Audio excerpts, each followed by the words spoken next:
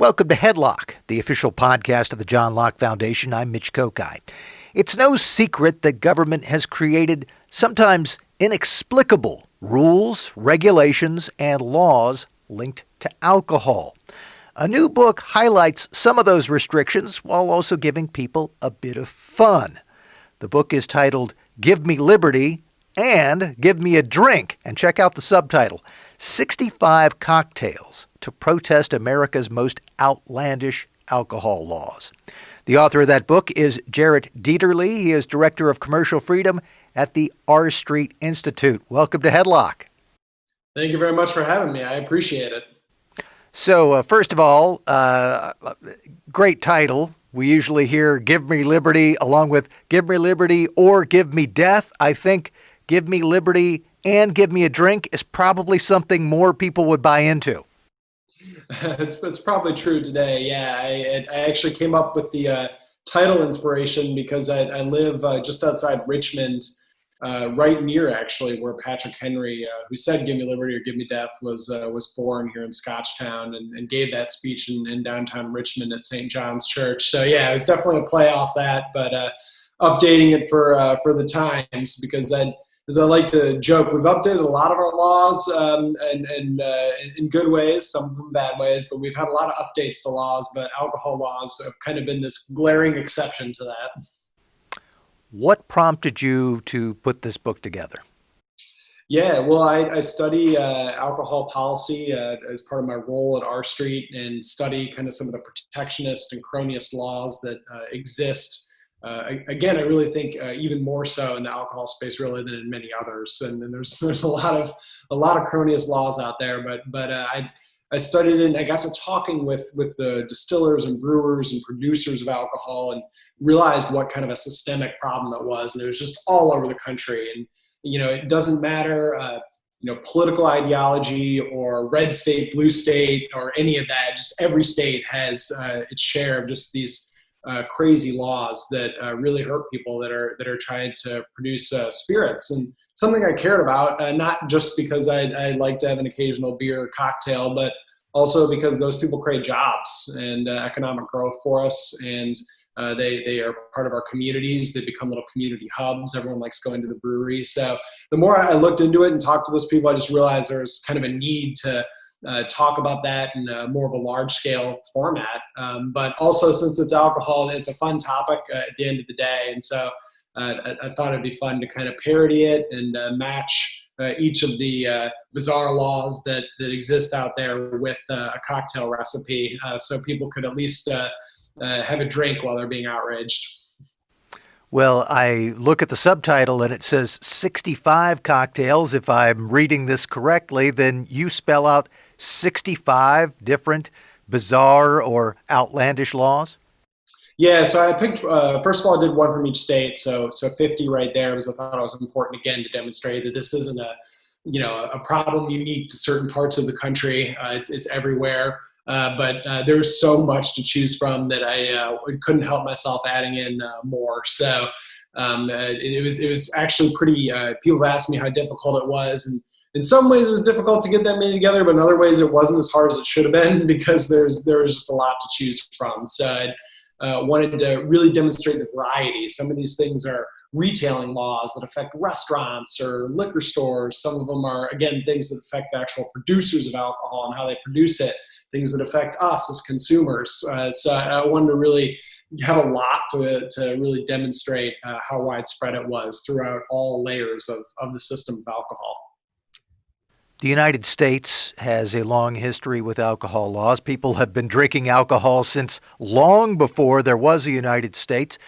Do you find from your research that there have been bizarre alcohol laws since the beginning, or does this really go to something like the time of Prohibition?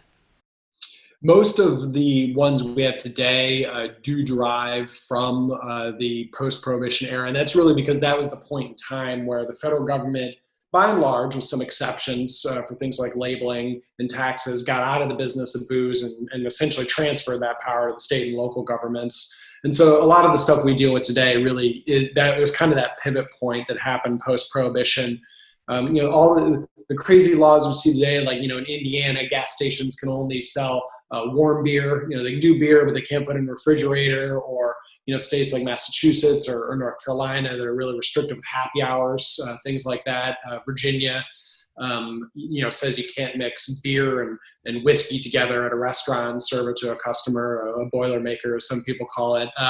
All those silly things in large part derived from this ecosystem and structure was set up post-Prohibition, where the state and local governments are trying to control alcohol, people's access to it.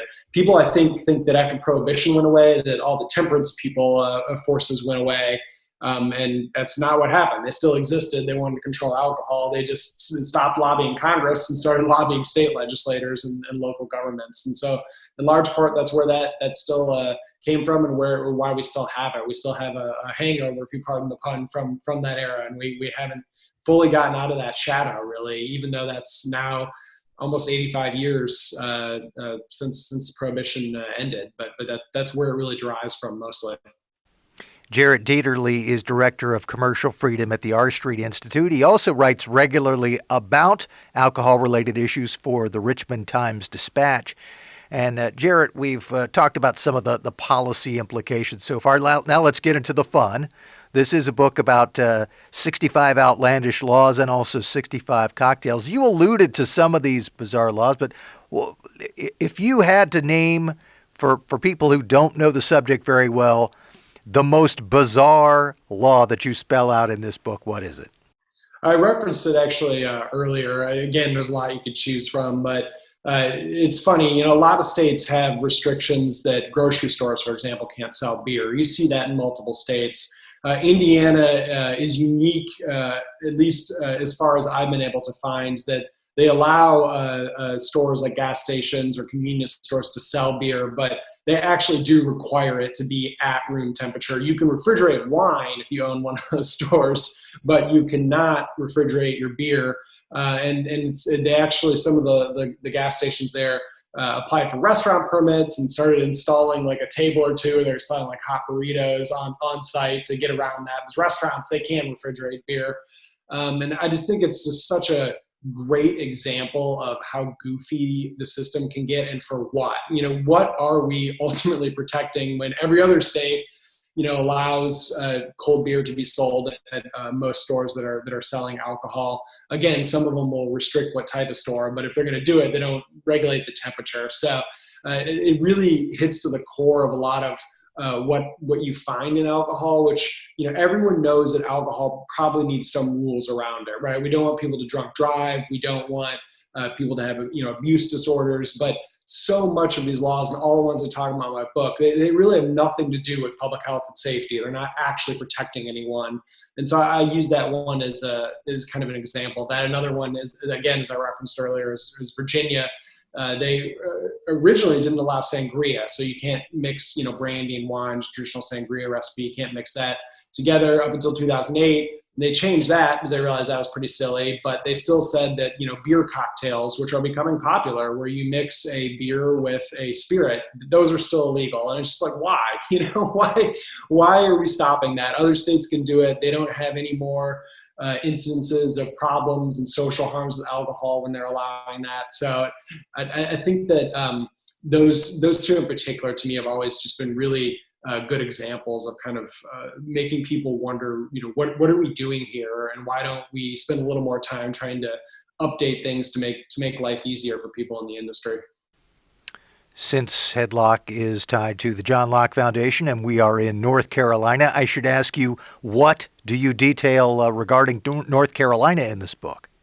Yeah, there's a couple of references to North Carolina in there. One is the North Carolina's happy hour.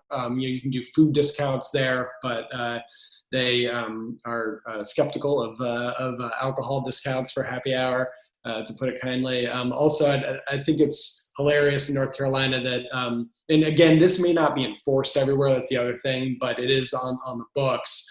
That if you order a drink with multiple servings, like a pitcher of beer, theoretically 2 people or more need to go up and purchase it. So I can't go up and get a pitcher of beer and then bring it back. Theoretically, it has to be split on the check.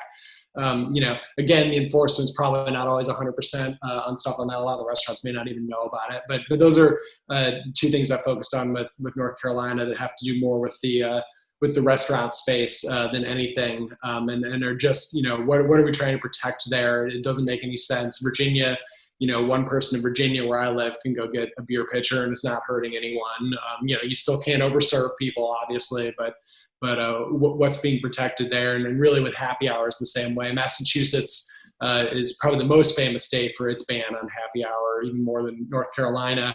And their original rationale is to prevent drunk driving, but they don't have really any different drunk driving rates than a lot of other states, so it's not accomplishing that either. But yeah, those are the two that I picked for North Carolina. So it makes a couple appearances in the book. A couple states get more attention than others, and North Carolina was one of them.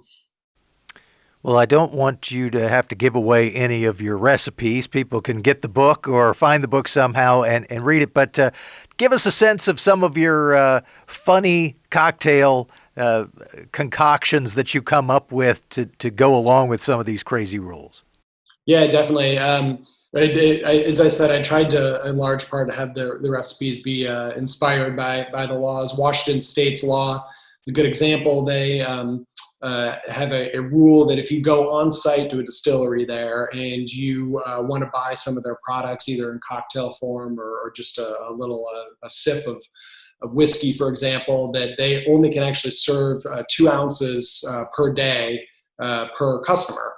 So I make a cocktail in there that uses 1.9999 repeating ounces of whiskey instead of 2 ounces. New Orleans is another example. They recently, it was probably about 5 or 6 years ago, that they finally legalized mini bottles or airplane-sized bottles of alcohol, but theirs are actually double the size of normal ones. They still have not legalized the normal ones.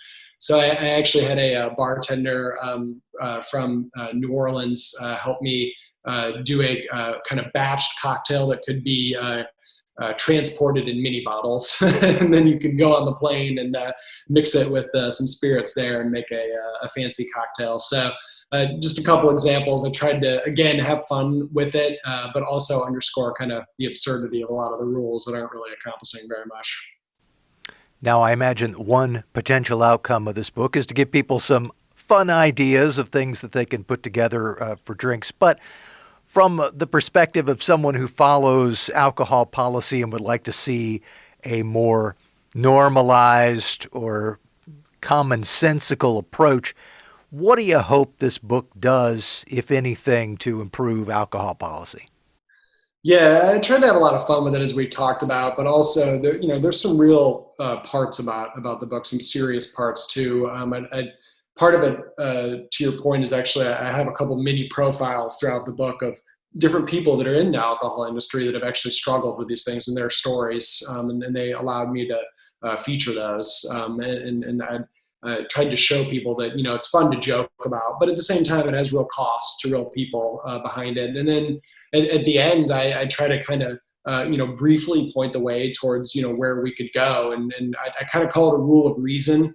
That I think that is very much needed right now in the alcohol space. Again, recognition that yes, there are rules that we want with alcohol. In undeveloped countries, there is a huge problem with poisonous alcohol that's being made in the wrong way. We don't want that here. We don't have that. We're very blessed that we don't.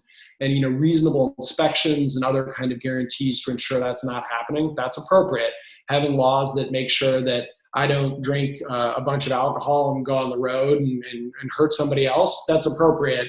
That passes the rule of reason. But laws that are regulating how close to the cash register a 24-pack of alcohol can be, that's probably not doing anything to actually prevent any social harms or any public health harms. And so I argue it's a simple solution, but I think it's really the right solution, is that we just need to have a rule of reason with this stuff. And if we can't articulate a public health and safety rationale for it and a core government interest that we're advancing, then the law should be on the chopping block, or at least up for reform, substantial reform, to make it tailored to those interests.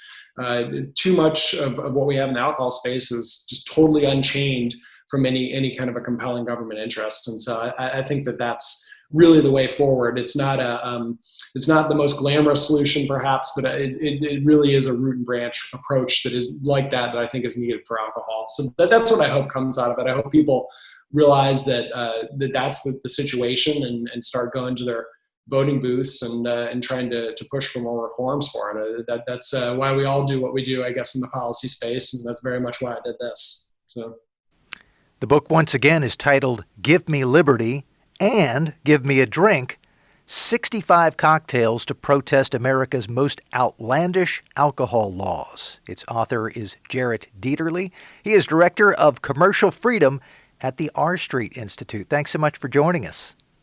Hey, thanks very much for having me. I appreciate it. And we hope that you will join us again soon for another edition of HeadLocke.